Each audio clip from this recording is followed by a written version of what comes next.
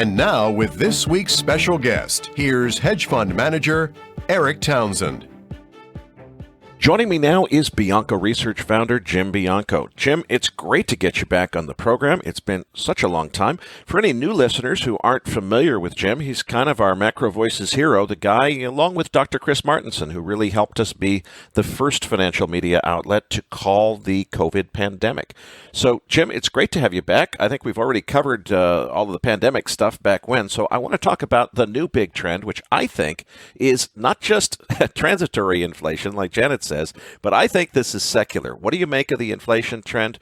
And please make an argument either for or against secular as opposed to just cyclical inflation. Yeah, put me in the persistent camp. I mean, that would be the opposite of transitory. I do think that what we're going to find over the next several months is the inflation is going to stick around a lot longer than we think, and it's going to be a bigger problem than we have. Let's take the data for starters. The day we're talking is the day that the CPI report was released. And let's break it into two broad categories. Transitory inflation, and that would be things like airline tickets, restaurants, rental cars, hotels, motels, and the like, and non-transitory items. And what you'll find is that the transitory items have definitely peaked and they're on their way down. But the non-transitory items, that's everything else, with the big part of that being shelter inflation, which includes owner's equivalent rent and rents of primary residence, that's moving up.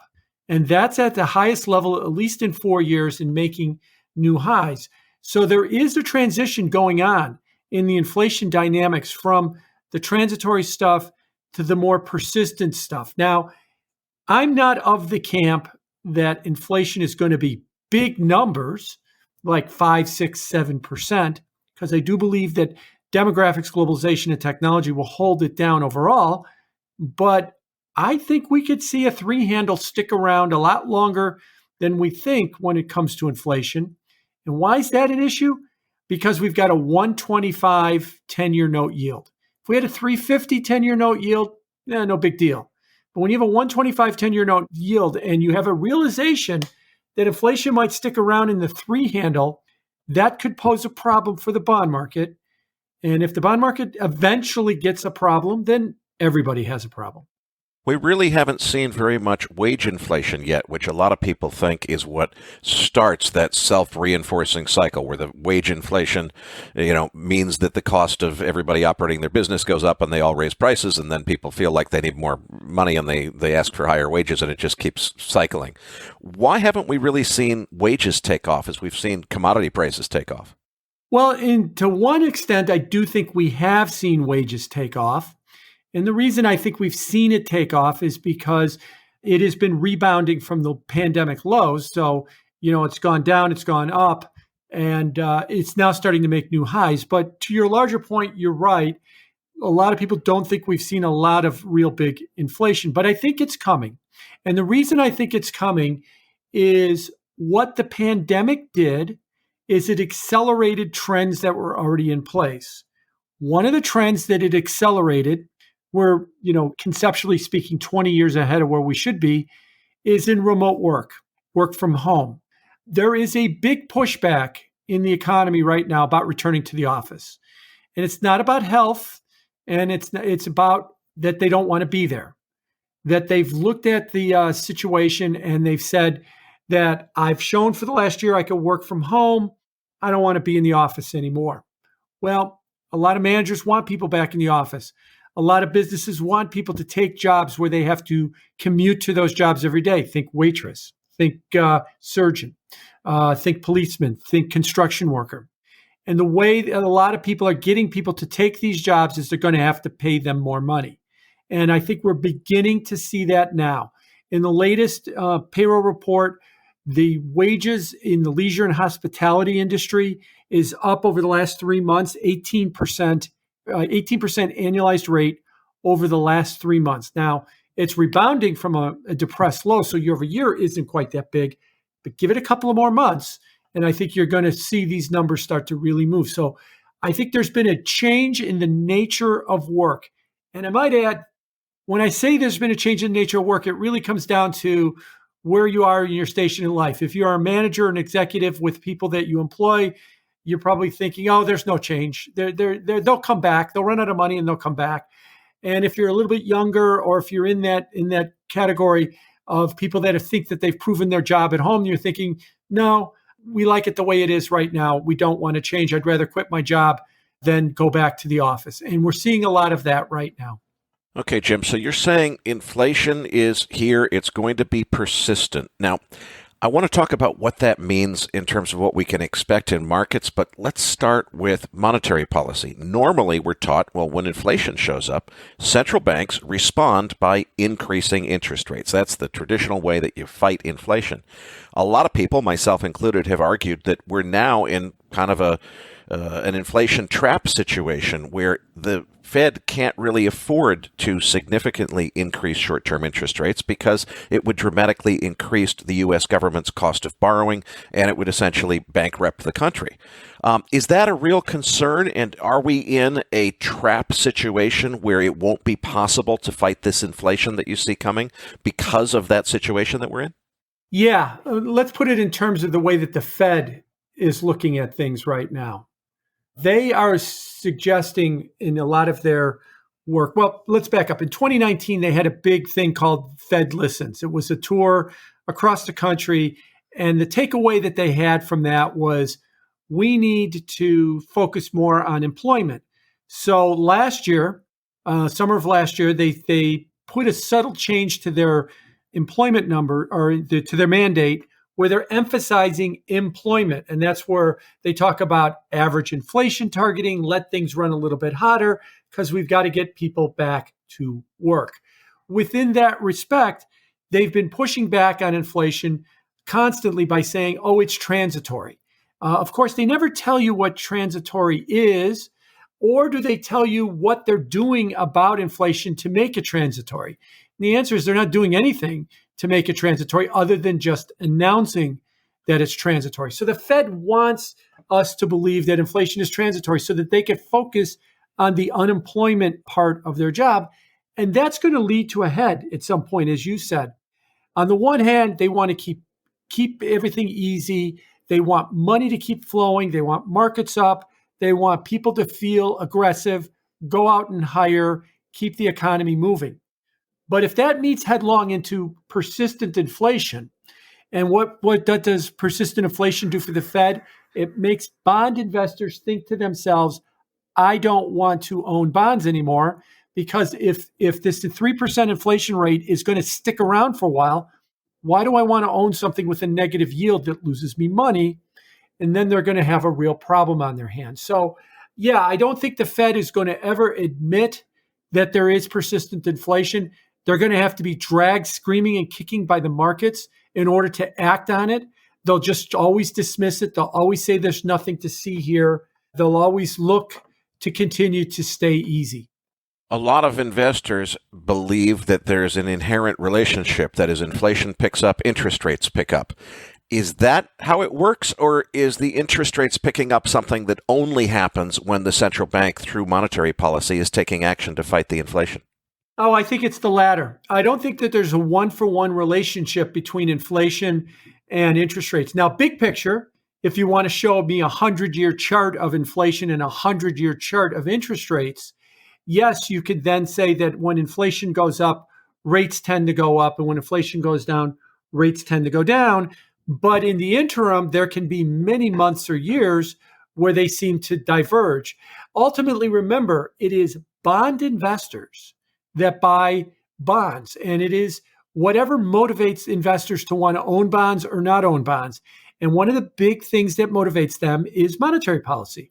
So if you've got an accommodative monetary policy with no inflation, and that the Fed is aggressively pushing up bond prices, I want to own bonds because the Fed's going to be the wind in my back. If you've got a monetary policy that is fostering inflation, meaning that my value of my money is going to depreciate faster than the interest that my bonds are going to give me, which is known as negative real rates, I don't want anything to do with bonds then at that point. So I agree with you. It's really about monetary policy. So as long as the Fed can just continue to be easy, the bond market will stay okay. When the Fed is forced to be a little bit more aggressive on monetary policy, then the bond market can run into trouble.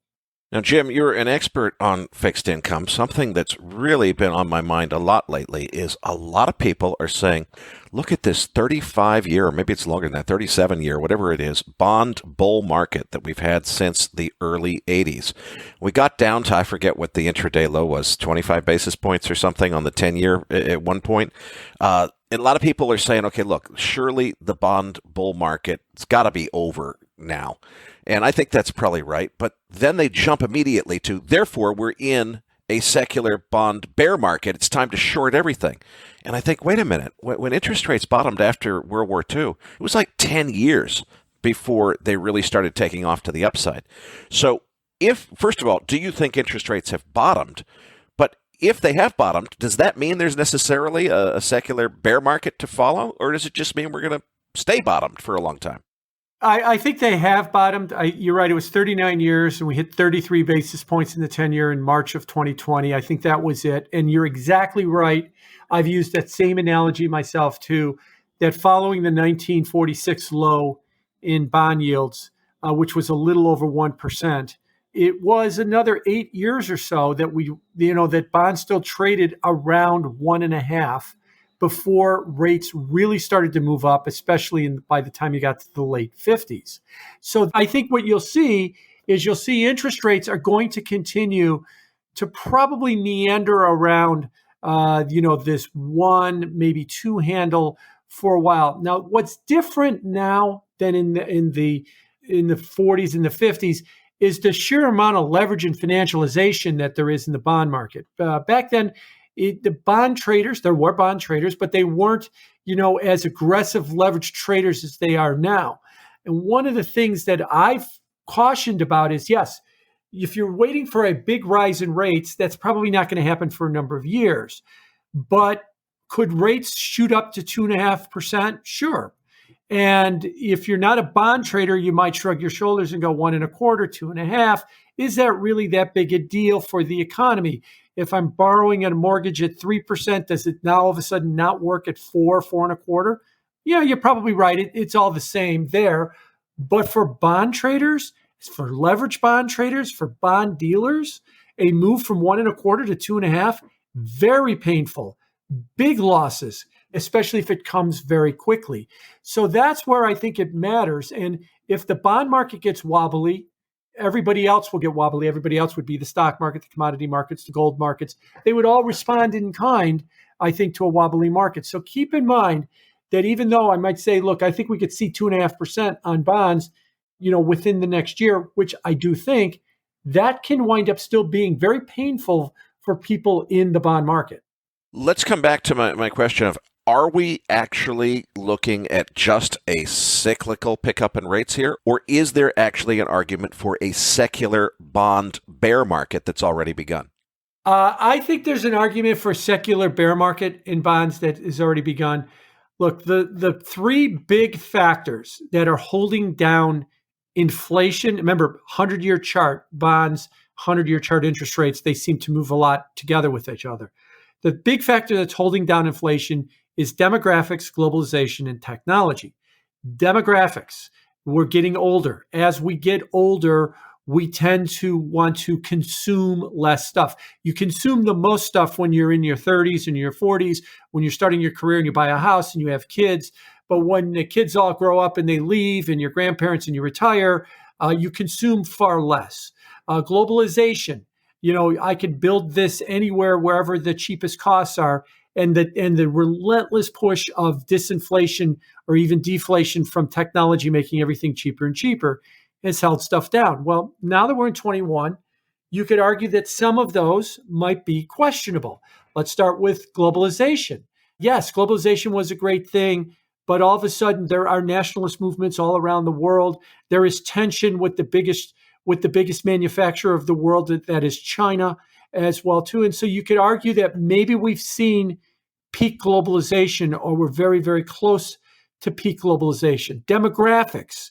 There is a big wave of millennials and then Gen Y right behind them that is coming up, in in the demographic chain.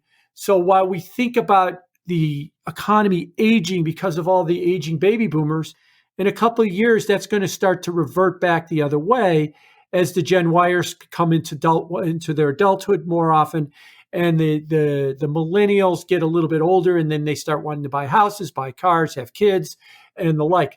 Technology is the one thing that could continue to exert downward pressure on interest rates, but that's not enough by itself. It needs the D in demographics, and it needs the G in globalization, and those two might be questionable. If they are, there's your case for that inflation. The inflation down cycle ended too, and we might start to see a turn up in inflation. Same thing, remember, inflation started to turn up in the early 60s. It took 10 years before it really started to take hold in the 70s. I think you could see something similar to that now. We've got a bottoming in inflation, and now we've got potentially a turn higher in inflation. One last thought for you on inflation. If you look back to the 1970s forward and you look at the inflation rate, the average inflation rate of every expansion was lower than the previous one. So the 70s had higher inflation than the 80s expansions. The 90s expansions had lower inflation than the 80s, so on and so forth. That cycle might be breaking now. The average inflation rate we've had since April of last year with the end of the recession is much higher than the average inflation rate that we had between 2000 and 2019. That'd be the first time in nearly 50 years that we've seen a turn up with the expansion. And so that suggests to me that maybe we've got a secular turn in the inflation rate. But again, don't think that we go from an inflation bottom secular turn to some magically high number on inflation right away. That could still be a decade plus away. But for right now, we're talking about a bottoming of inflation. Okay, let's translate this to how you actually make money in markets, because it seems to me we've gone from really easy to really hard. And what I mean by that is in a bond bull market, you fixed income guys, from my perspective, don't have to work that hard. You buy long bonds, you get a little bit of return on the coupon and a whole bunch more return on the capital appreciation thanks to a trending market, and you're done. But if you think the opposite is happening, it's not quite so easy, because in that case, you had a double tailwind. You got capital appreciation and the coupon helping you. If you're going to short bonds because you've got a secular bearish view, you've got to pay the coupon in order to be short. And depending on how you're doing that short, whether it's in futures or in the actual bond market, you may be paying a borrow cost in order to short those bonds. So it seems like it's much harder, and then you just made it even harder than that, because when I said, is it about to really take off and go the opposite direction fast, you said, no, it could be a bunch of years before anything big happens. So what do you do in terms of how to trade that? Yeah, it's going to be difficult. This is where the bond investor is going to get paid to earn his living right now, is to try and do something in this environment. So the first thing I'd say is that the secular nature of interest rates is over. You're right that you just had the wind at your back. Just be long the market and don't do something stupid, and you made a lot of money. Well, now you're going to have to be a little bit more nimble. Picking the right credits, picking the right instruments, playing the yield curve correctly. This is all really hard stuff to do as well. But let me write your question bigger, and let me say that if you were to look larger, say to the equity market and everything else, let's talk about how the markets have been working over the last several years. They've all been flow driven. If you look at valuations in the stock market, you'd be very hard pressed to make the statement that something in the stock market is cheap. There's nothing cheap about the stock market. It's either fully valued or it's overvalued. But why is it that it just relentlessly goes up? Because the flows just relentlessly keep coming into the stock market, just like the flows relentlessly keep coming into the bond market. Now, the difference is the flows in the bond market are largely coming from central banks. The Fed is buying $120 billion a month in bonds. That's $1.5 trillion a year. As I like to joke, they're buying bonds, so you don't have to. And all that money then reaches for risk and buys stocks. And most of that it's going into the stock market and flows is going into index funds. Look at a chart of the S&P and look at a chart of the Russell 2000. they don't look much alike at all.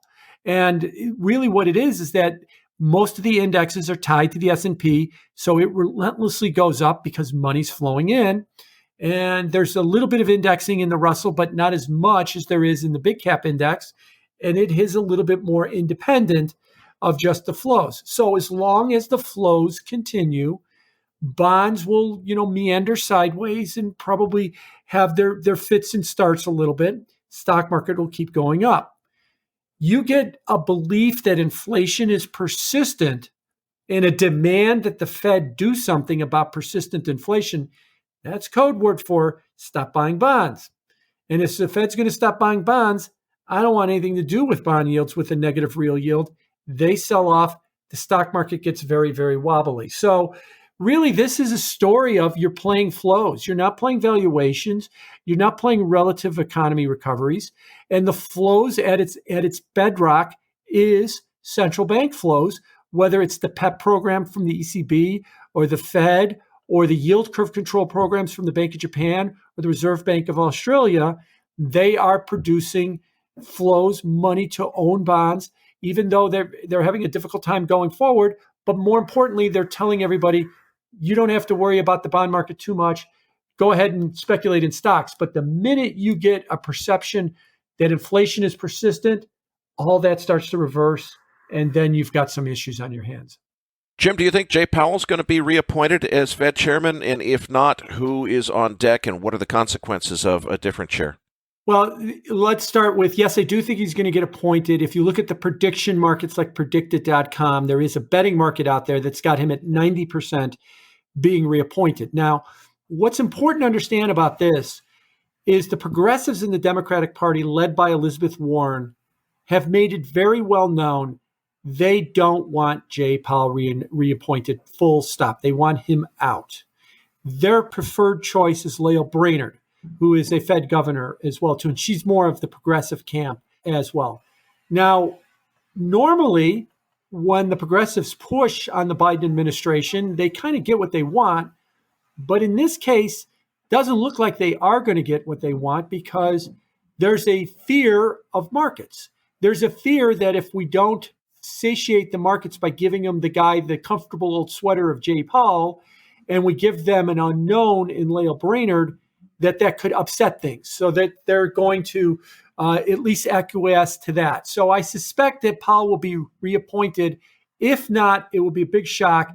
His term ends at the end of January. If you work backwards with the Senate calendar to get him nominated, hearings, vote, it's got to come out probably in the second half of September, the announcement that he's going to get reappointed.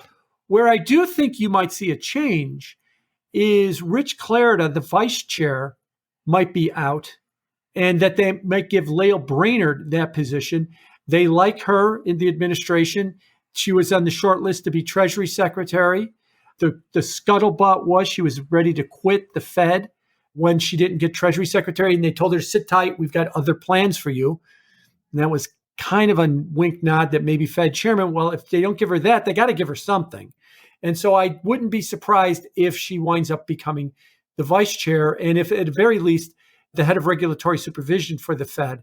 Now, that would probably be a negative for the banks because they regulate the banks directly, but it wouldn't necessarily impact monetary policy. But if anything deviates from that, and what I largely explained is somewhat of the consensus thinking, which I think in this case is right. Powell doesn't get it, Brainerd doesn't get it, Clarida stays, some other thing that wasn't mentioned, then you've got potentially a market-moving event on your hands. The big one being if they don't give it to Jay Powell and they give it to somebody else. Because the other problem that they've had is they've looked at other candidates. Raphael Boskin of the Atlanta Fed as one example. The problem with him is he's a hawk. And that's one of the reasons why he's probably been scratched off the short list, because the markets wouldn't like the idea of a guy that if it was up to him, we'd already be in the taper right now. It's not up to him. He's just one of the regional presidents. He's not the Federal Reserve chairman. Jim, so far we've been talking primarily about U.S. policy and markets. Let's expand this globally, and I want to talk specifically about China because I just see between the China conflict with the West seems to be heating up. I just saw over the weekend it looks like China's relations with Taiwan are heating up. Where is this headed, both economically and geopolitically, and what should investors be thinking about here? So let's put this in a little bit of perspective. This started a year ago when Jack Ma, the head of Alibaba and Ant Financial, gave a speech, and he basically criticized the banking system in China as being unfair for the working class and the poor. And that kicked off a whole series of events at that point, starting with Alibaba spun off their financial services into Ant Financial. At its peak valuation, it was worth $150 billion. 50% more than Goldman Sachs. That was largely taken away from him by the Chinese government. And in news this week, their very popular money transfer app, Alipay, is being told to divest itself of its lending and breaking it up into a lot of different avenues. The Chinese have also come down hard on a lot of the tech companies. They've come down on Didi, that's their ride sharing. It's 5 times the size of Uber. They punished them for listing on the New York Stock Exchange and not staying in Hong Kong or in Shanghai as far as listing to raise capital. They've come down on their education companies. In China, it's very competitive to get your kids into school. So there's these after-school tutoring programs, which are so big that they're publicly traded companies. But a lot of these after-school tutoring programs have been really geared towards getting your kids to pass tests to go to a Western university, either in the United States or in Europe. They've cracked down on that as well, too, and they've been cracking down on a number of companies as well. I think it's made China uninvestable from a foreigner point of view. If you buy a Chinese stock and it goes up, what do you own? They've already shown that it might be the CCP that owns these companies, and you're just a caretaker for them until they decide that they're going to take it from you. And so that's the real fear that you've got to have. Question is, what do you own? The bigger question is, what is China doing? Why are they doing this now? I think it has a lot to do with their economy slowing. Their economy is definitely slowing. Their economy definitely has some issues. There are some rumblings within the Chinese population. Look, they're very unhappy about having to be locked down last year. They're very unhappy about the lack of opportunities that they've had as well, too. They're very unhappy about the amount of opportunities that the wealthy have had in China. So they've been kind of soaking the rich. I think they're doing a mistake in China to the extent that they need an entrepreneurial class to create the Alipays, to create the Didis, to create a lot of these companies as well, too. And if those budding entrepreneurs are not treated well, they're going to go somewhere where they are treated well, whether that's Silicon Valley or Europe or Singapore or anywhere else. Certainly can't be Hong Kong anymore because they've effectively taken over Hong Kong as well, too. So I do think that in the picture there is a message for investors. What do you own if you own China? And is this a signal that China is slowing? And let's go back to our earlier conversation about globalization holding down inflation. That's another reason why we could see fraying of the globalization between China and the West if China wants to continue to promote policies that are going to be at odds with Western values as well, too. Jim, we just did a special with Dr. Pippa Malmgren and Clint Cox for our August summer special talking about the coming decentralized finance revolution. And I am absolutely convinced, although I don't think the cryptocurrencies themselves have as big of a future as the crypto fan club thinks, I'm convinced that the technology they invented is going to be used by someone, if not the crypto people, then by central banks, to completely change not just the currency system, but the entire global financial system. I think most Americans just assume, obviously, that's a big bunch of technology and financial progress, so it's going to happen in the United States. You think it's going to happen in the United States, or you think that maybe the Chinese government's a little bit ahead of the U.S. government in terms of figuring out how strategic this is to the future of the world? Well, I agree with you that the United States has got a real issue. Let's back up. Decentralized finance is the ability to do banking without banks, do brokerages without broker companies, to do trading without exchanges, to do insurance without insurance companies. We don't need those companies if decentralized finance fulfills its promise. In the United States, when you say, here's a way that we could do banking without banks and we don't need brokerages and we don't need exchanges, everybody looks aghast in horror, especially the regulators, because that's their livelihood. We can't have that. But if you look in the rest of the world, where the majority of people in a lot of countries are unbanked, that is an opening, a real opportunity for them to raise their standards of living. So I agree with you.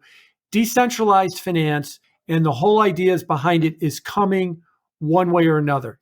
The loser in that scenario is the top dog, the reserve currency country that has all of the institutions, and that is the United States. But if you look at a breakdown of where cryptocurrency trading is taking place, Chain Analysis does a good one of this. Of the top 20 countries where you can find crypto trading, only one country, one developed country is in the top 20, and that's the United States at number 9. Vietnam happens to be number 1, and they've got a new entrant at number 20, and that's Afghanistan. And that's because there's no functional financial system in Afghanistan, and they're turning to crypto in a big way. Because remember, the one constant that every country has is cell phones and mobile phone usage. So everybody can download an app and can get started with crypto, even in Afghanistan, if they have to. So don't automatically think that it's all terrorist money and drug money that's doing this. This is the merchant and the consumer on the streets of Kabul trying to figure out how to earn a living and how to get paid is what this is. And the reason I detailed that is because that's where it's coming from. So if the United States, if the SEC or the CFTC, or who I think is behind all of this is Janet Yellen at the Treasury, is going to want to say crypto bad, decentralization, we have to, and they keep using the words investor protection, where I think they really mean incumbent protection, then the US is going to sit it out. We'll just let the rest of the world design the new financial system. Or we could say, look, we've got a hand or experience in running a global financial system. Let us help you design this system as we move forward from here. Right now, the US doesn't want to do that. The US wants to try and regulate it out of existence, but they're not going to be able to because it's so much in the rest of the world. Let me push back one place a little bit on you here, and that's China. China's thrown all the Bitcoin miners out of its country. China has designs to have its own digital currency, the digital yuan, with hopes that it would become a reserve currency, not the reserve currency, but a reserve currency. The problem China's been facing is they've been testing their digital yuan in China, and a lot of people shrug their shoulders and say, it's nothing big. I like Alipay better. I like WeChat Pay better. It does more things. It's more interesting to me than your digital currency. And in typical communist Chinese fashion, when you've unveiled a product and then they said that the private sector has come up with a better product, they say, let's make the private sector version worse. So let's break up Alipay. Let's put restrictions on WeChat Pay. Let's make them crappier so that our substandard product, their digital yuan, looks relatively better. So China's at risk of missing this too, largely because they've got their designs on their own digital currency, the digital yuan. They're probably going to roll it out at the Winter Olympics and then push real hard after the Olympics to try and see if they can get adoption on that as well. Now, obviously, it's hard to have a crystal ball here, but it seems to me that all of the smartest guys in finance all see the same thing that you and I do, which is clearly there's going to be a decentralized finance revolution that's going to change everything and disintermediate finance, and it's going to be a completely different landscape 25 years from now. But each one of those guys seems to have a different vision of what that actually means and what it looks like. So let's hear your version, Jim. Well, first of all, let me say you're absolutely right, because you could basically back up 20 years ago or 25 years ago and talk about the vision of the internet. And you could have been completely right and said, I think that things like search are going to really drive the internet and internet retailing is going to take off. And 20 years ago, you would have plowed all your money in the Lycos and you would have plowed all your money into pets.com, and both of them went to zero. Oh, okay. Well, then, maybe then I'll plow my money into Alta Vista, and it went to zero as well, too. And then you would have given up on the idea that the internet was going to be anything more than a sophisticated fax machine, as Paul Krugman famously said in the late 1990s. And then it took off and it changed everything. That's the problem you're going to face with decentralized finance. Yes, I can agree. You can agree with a lot of people. Boy, this is coming and this is going to be big. But how? How do I invest in it? How do I make money on it? Where's it going to be big? The risk is the big thing that it's going to be doesn't yet exist. And a lot of the stuff we're investing in now might all be destined to go to zero. And the Google of this, that's going to be the transformational part, is still to come. Remember, Google didn't even come into existence as far as a public stock until 2004, 4 years after the tech bust as well. So that's going to be the issue with it. Right now, I think as I look at everything, I think the place I'm focused most on is in the blockchain technologies and tokens that have smart contracts tied to them. That would be Ethereum, that would be Cardano, that would be Polkadot, that would be Solana and the likes of those. And to say, are those technologies and are those systems that they've set up, those protocols that they set up, are they in the process of becoming the foundation for this DeFi world? And I think in some respects, the answer is yes. For most of them, they all have their issues. Some of them, like the Solanas of the world, are not decentralized enough so that one or two actors can have a big influence on them. Some of them, like Ethereum, are very decentralized, so no one can exert control over it, but its processing is too slow to actually try and be the foundation of the world's financial system. They need to speed that up without losing their decentralization. They've got some plans for it, but that's a tall order as well, too. And there's more ideas that are coming as well. But I would say to most people, this isn't necessarily, we're not necessarily at a stage where it's, here's how you make money in this. I want to say this is more like the early 90s. Spend some time to understand this space. Spend some time to learn what's happening in this space, because it is going to be big and it is going to be significant. Although maybe it's not going to be Ethereum, or maybe it's not going to be Cardano or Polkadot or Solana or any of these others. Maybe it's going to be something that doesn't yet exist, or maybe it will be those and others as well too. So I still think we're kind of at the feeling around in the dark spot, but I do think we are all on a journey, and we all know where that journey is going to lead to.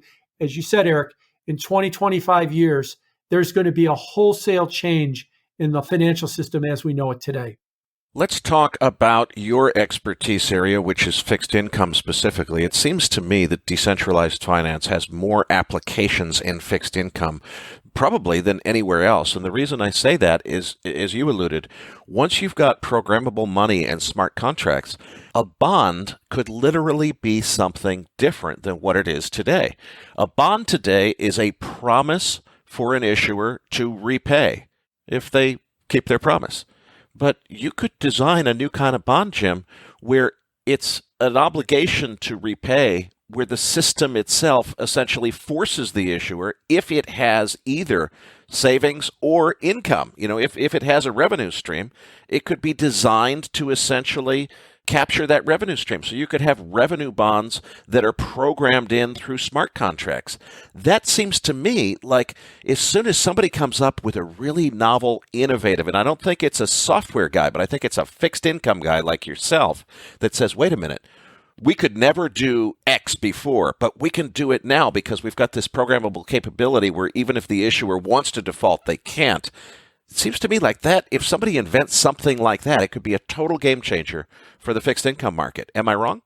No, you're exactly right. And I think, to make it better understood for people, let's say the same thing you did with the terms that you hear in the crypto space, tokenomics. One of the things, you're right, you've got smart contracts, you've got programmable money. Okay, so a bunch of coders know how to program money, but how do they set up the proper incentives?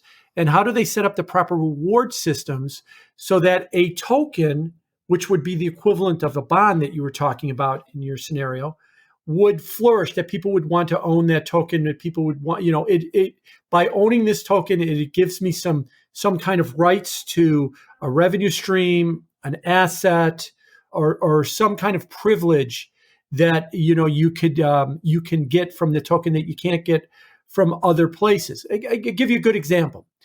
There's been an argument that's been made, and I happen to agree with this argument, that one of the things that, say, a Tesla and an Apple have going for it is that the people that buy Teslas and buy Apple phones tend to own their stock, and they tend to be cheerleaders for those stocks as well, especially Tesla. I mean, most people that own the Tesla car also bought the stock, and then they brag about the company because they're a part owner. They want to see the stock go up and they benefit from it. How about a dollar store, a Dollar Tree, or in a McDonald's? Most of the people that shop at those places are not owners of the company, and they don't own the stock.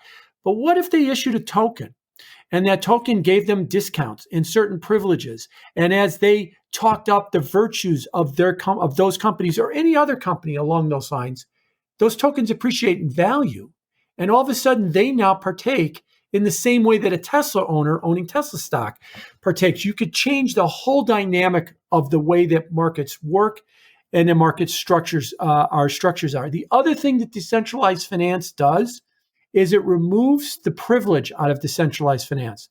The difference between you and me and Warren Buffett would be the number of zeros after the size of his order or our order. It would not be the terms of the deal, because I've always bristled about these books that say invest like Warren Buffett. Boy, I would love to. I would love people to call me up and give me sweetheart deals out of the blue like they give to Warren Buffett, but they don't. I don't get the same deal that Buffett does. But in a decentralized finance world, we all get the same deal. He can just add more zeros to the end of the deal, but the terms are all exactly the same as well, too. So you're right. This can really democratize finance. This can really change the outlook for the markets. And of course, no one wants that right now. Like, one of the big things that we have is we have this thing called accredited investors, that you need to have $1 million in order to put your money into like some kind of a hedge fund or some kind of a limited partnership that could give you, abnormal returns, because they've decided that as a substitute for investor intelligence, we're going to use net worth. I think that's a terrible rule, because there are plenty of people that don't have $1 million that are completely capable of understanding a lot of these products and should have the opportunity to invest in them. In the decentralized world, that won't be. Everybody gets the same deal. So yes, you're right. It will change a lot of how the system works. It will democratize it. It will give everybody fair footing on what they could wind up doing. And it could turn everybody into a projected owner or an advocate for whatever it is that they own, even if it's down to like a McDonald's or something like that, which you largely don't get right now. Jim, part of your answer was that it democratizes finance, but you also said earlier that this is going to enable a market without brokers, and a market without institutions, the ability to trade assets without middlemen. It seems to me that if you democratize finance, you're really putting a lot of very, very powerful people who are behind the biggest lobby in the United States, the Wall Street political lobby. You're kind of putting them out of business with a lot of what you're talking about. So how likely, how's this going to go? Because on one hand, it's very clear to me that the future of finance is decentralized finance. That's where it's all going to be. But, usually the people that are being displaced, the dinosaurs that are getting put out of business, don't go down without a fight. So are people going to wise up and be part of the future, or are they going to fight this? Oh, they're going to fight it, and they are fighting it. 50% of all crypto owners reside in Asia. There are more crypto owners in the continent of Africa than there are in the United States right now. If you look again at the chain analysis numbers, they're not going to accept that the United States Securities and Exchange Commission is going to shut all this stuff down in the name of investor protection. They've never had investor protection. They've been unbanked. They have been subject to scams and to losing their money for their whole life. they see this as a way for them to have a fair fight in the economy and in the money changing business. And so I think that, yes, they're going to fight it, but Janet Yellen or Gary Gensler cannot convince the continent of Africa or the continent of Asia to give up on this because it's in their interest. The Chinese can't even get their own population to really give up on this, even though they've kicked all the miners out of their country as well, too. So I ultimately think, just like big city mayors with Uber, they threw them all out. They called it illegal. They said you needed to get a taxi cab license to operate on their streets, but their populations wanted it so bad that they were forced to basically cave and allow it to happen. The same thing will happen here. Now that I've said that, it's not going to be clean and it's not going to be simple. It can be very messy along the way as they try to fight on this. But I do think that you're right. They're not going to give up without a fight. But at some point, they're going to have to realize it's a fight they can't win. And then the question is just how bad do they want to wreck everything on the way out the door? Jim, I can't thank you enough for a terrific interview. But before I let you go, please tell us a little bit about what you do at Bianco Research, and for our listeners who want to follow your work, how they can do so. We are an independent research firm. The best way is you could check out our website at biancoresearch.com. Follow me at Bianco Research on Twitter or Jim Bianco on LinkedIn. I try to, post things from time to time in both of those spaces as well, too. And I've seen a lot of excellent articles on LinkedIn particularly. Jim, we look forward to getting you back on the program soon for another update. Patrick Ceresna and I will be back as MacroVoices continues right after this message from our sponsor.